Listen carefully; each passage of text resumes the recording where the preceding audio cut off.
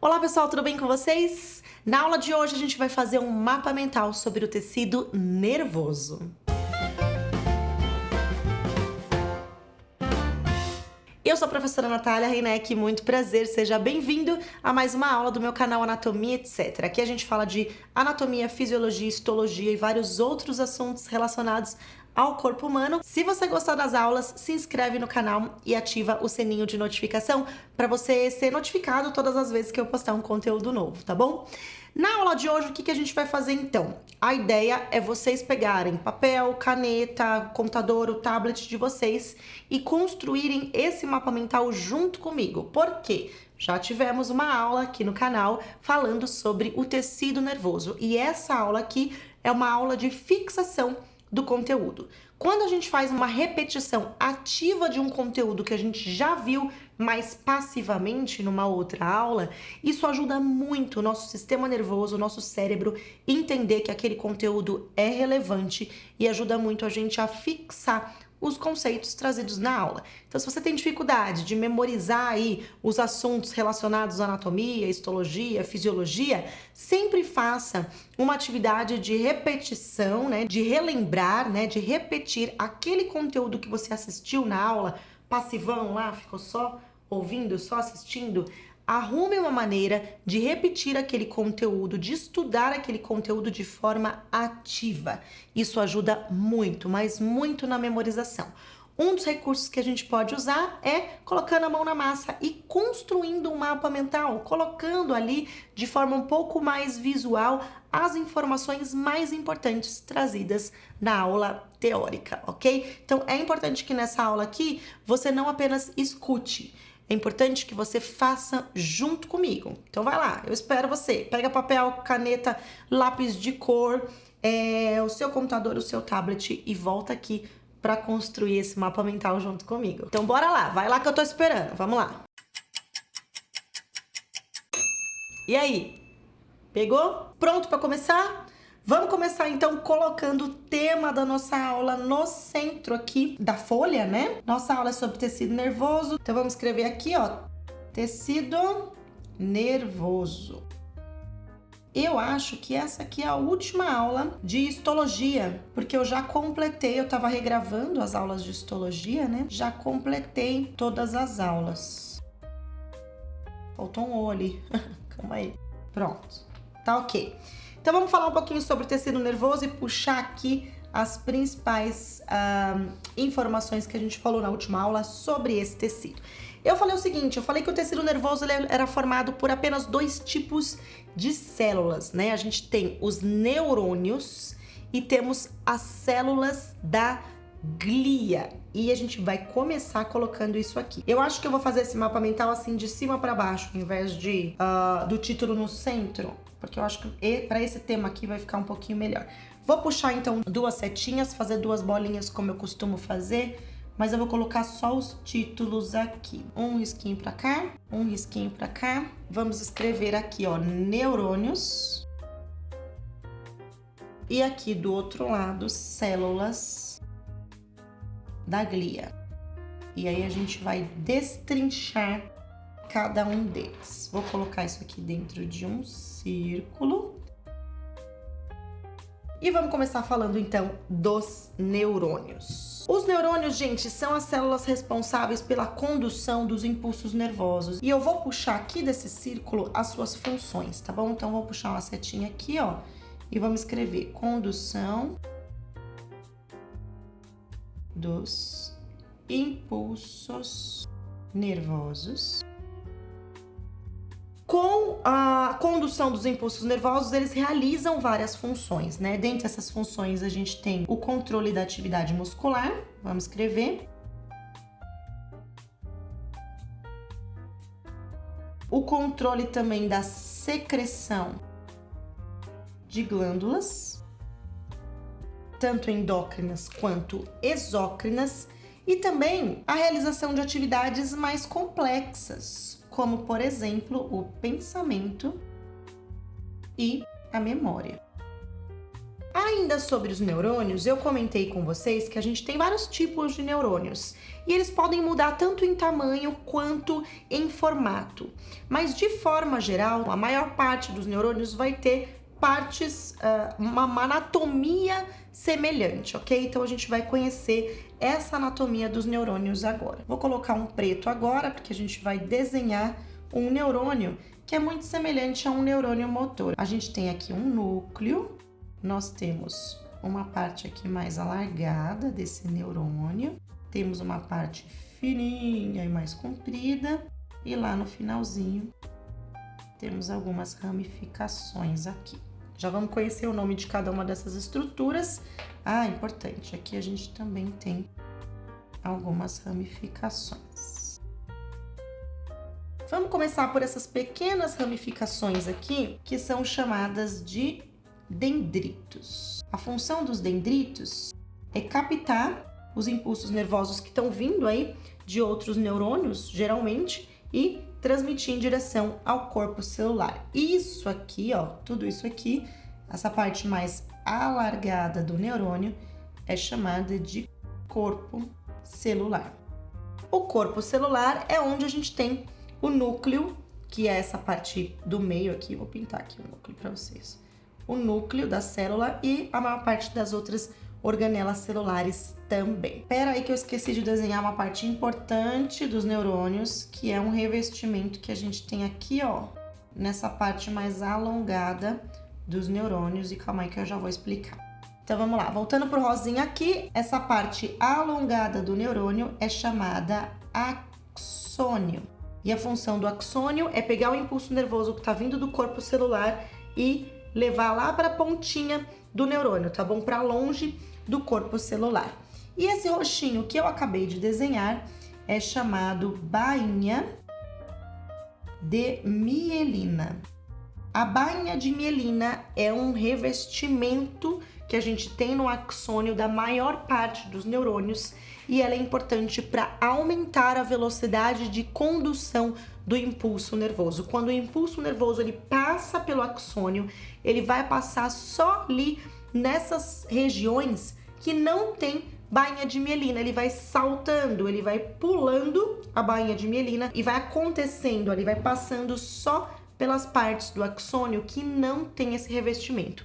Com isso, a gente tem uma transmissão nervosa muito mais rápida nos neurônios que são mielinizados, ok?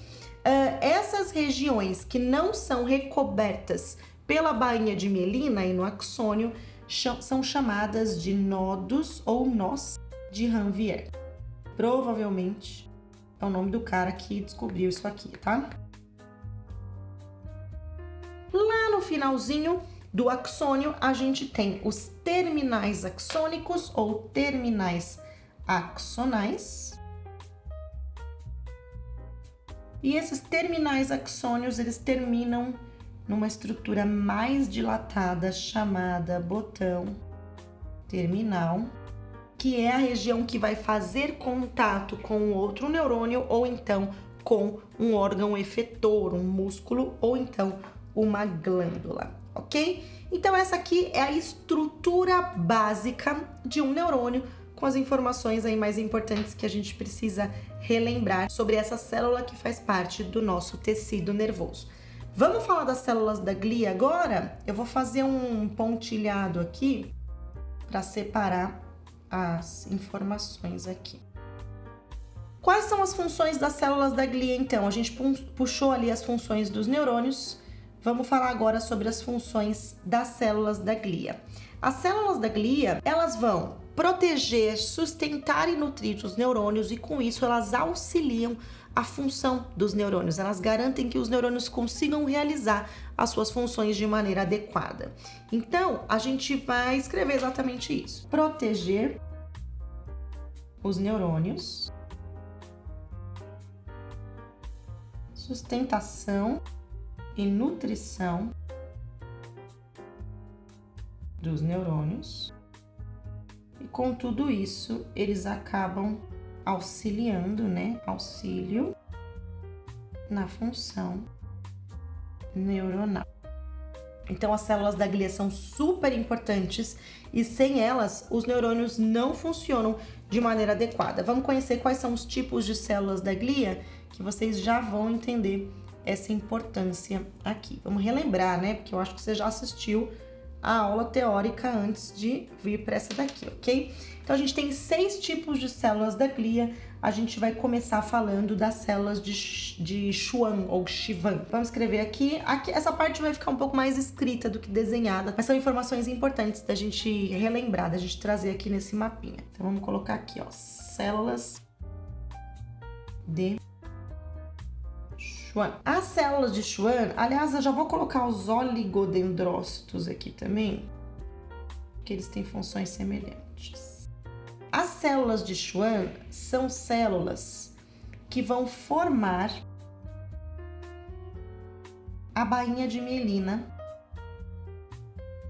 no sistema nervoso periférico, ok? SNP, sistema nervoso periférico.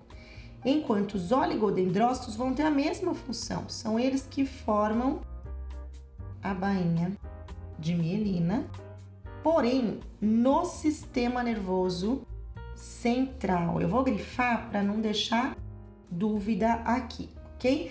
Então, a bainha de mielina, que é uma estrutura que faz parte dos neurônios, ela é formada por células da glia. Então, para vocês verem como elas são importantes, né? Elas formam uma estrutura que está intimamente ligada e faz parte dos neurônios, porém são formadas por outras células. Vamos seguir com outras células da glia. A gente vai ter os astrócitos, que são importantes para a nutrição e interação entre os neurônios e os vasos sanguíneos.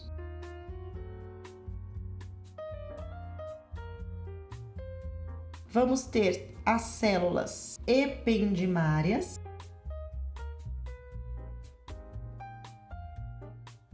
e esse tipo de célula da glia são células de revestimento. Elas revestem cavidades encefálicas e o canal central da medula espinal. E por último, a gente tem as células satélites,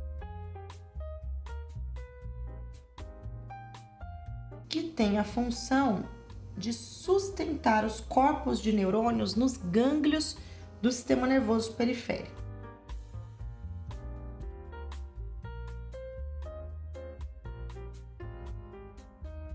Muito bem, esses são 6 tipos de células da glia que nós temos: as células de Schwann, os oligodendrócitos, os astrócitos, as células ependimárias e 6.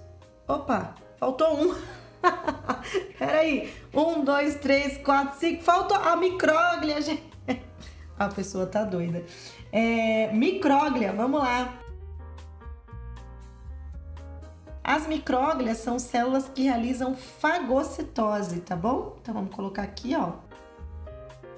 Elas fagocitam aí agentes invasores e também neurônios que estão envelhecidos, fragmentos de neurônios, ok? Então são importantes para essa limpeza e para imunidade do sistema nervoso. Agora sim a gente tem os 6 tipos de células da glia, né? Schwann, oligodendrócitos, astrócitos, ependimárias, satélites e micróglias. Gente, essas foram as principais informações que eu trouxe na última aula sobre o tecido nervoso. Vamos fazer uma gracinha aqui, ó, para ficar mais bonitinho. Falamos então sobre os neurônios e sobre as células da glia. Lembrando que se você quiser exatamente uma cópia deste mapinha mental aqui que eu acabei de fazer, eu vou fechar um arquivo em PDF, vou deixar o link aqui embaixo. Se você quiser adquirir comprando, valor super em conta, ou então se você quiser ser um membro aqui do canal, é uma maneira legal de você ter acesso a todos os PDFs das aulas mais recentes do canal. Então, tanto nas aulas teóricas quanto nessas aulas mais práticas, eu fecho um PDF da aula, eu faço uma apostilinha que você pode juntar aí, imprimir, fazer o seu próprio material de estudo em casa também.